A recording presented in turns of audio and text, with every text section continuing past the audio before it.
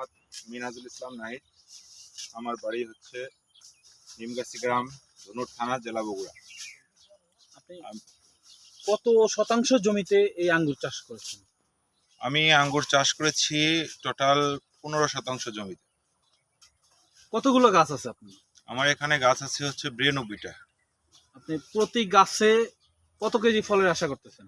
আমি আশা করতেছি, আসলে আমি কি বলবো, আপনারাই দেখতেছেন আমার প্রতিটা গাছে কম করে হলেও আপনার 150 থোকা প্লাস আছে। এরকম থোকা 150, একটা থোকার ওজন যদি ওয়েট যদি আপনার মিনিমাম 300 থেকে 400 গ্রাম করে হবে, তা আইডিয়া করতেছি আমার পার গাছে 15 কেজি মিনিমাম ফলন পাবো আমি। এই 15% জমিতে আপনার কত টাকা খরচ হয়েছে এখন পর্যন্ত? আঙ্গুরে আসলে খরচ খুবই কম, নেই বললেই চলে। সেক্ষেত্রে হচ্ছে কারণটা হচ্ছে এই কারণে, আঙ্গুরে যা খরচ সেটা হচ্ছে চারার খরচ। জাস্ট চারা যে পারচেসটা করতে হয় এটাই খরচ, কিন্তু আঙ্গুরে মেডিসিন খুবই কম লাগে।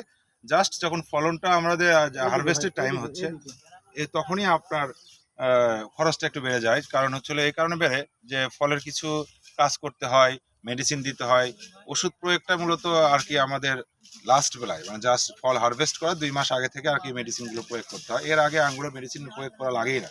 আপনার এই বাগানে কি কি জাত আছে আপনার? এখানে আমার জাত আছে 3টা। একটা হচ্ছে বাইকোনোর, এটা হচ্ছে রাশিয়ান ভ্যারাইটিস। আর একটা হচ্ছে গ্রিন লন আছে, গ্রিন লনটা ওই পাশে আছে। আর আছে হচ্ছে আপনার ব্ল্যাক ম্যাজিক আছে। এই যে কালারটা কি হবে? এখন তো আমরা সবুজ হ্যাঁ, দেখতেছি। এখন সবুজ দেখতেছেন, এর কালারটা হবে একদম রেড কালার। রেড কালার আসবে। এখানে এটা বাজারজাত মানে বাজার মূল্য অনুযায়ী কত টাকা কেজি বিক্রি হতে পারে? বাজার মূল্য অনুযায়ী এটা আপনার মিনিমাম 400 টাকা কেজি হবে। 400 টাকা। হ্যাঁ, 400 টাকা কেজি।